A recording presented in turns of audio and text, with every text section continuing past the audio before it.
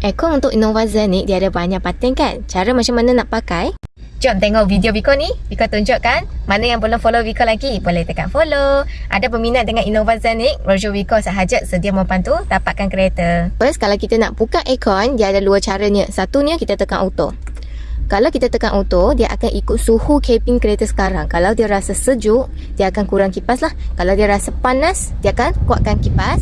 Lepas tu dia akan slow balik kalau cabin dah sejuk. Cara yang kedua, kita terus tekan button kat sini. Ni untuk terus bukakan keduanya kipas. Bunga busa, maksudnya kipas lagi kuat.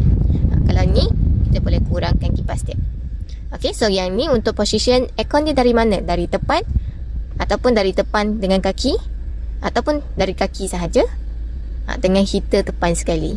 Yang sebelah sini untuk suhu dia. Kalau kita nak sejuk, kita kurangkan suhu dia. Kalau nak panas sikit, kita naikkan suhu dia. Untuk aircon, dia mesti kena on lah. Sini dah tulis on. Kalau kita tekan, dia tak ada show apa-apa, maksudnya dia sudah offkan aircon. So dia akan rasa angin sahaja, tak ada rasa sejuk. So button ni untuk heater depan, ni untuk heater belakang, ni untuk offkan aircon. Kalau kita nak control aircon belakang pun boleh juga dekat rear sini. So kalau kita tak tekan, maksudnya passenger belakang dia boleh control sendiri. Kalau tak, kita adjust untuk belakang. Okay, kita tekan rear ni, akan nampak ada satu baris dekat sini kan. So kita dah boleh buka kipas untuk belakang. Kalau nak tutup, tekan yang ni. Dia untuk tutup belakang, tapi depan still ada. Kalau you nampak line ni, memang untuk yang belakang.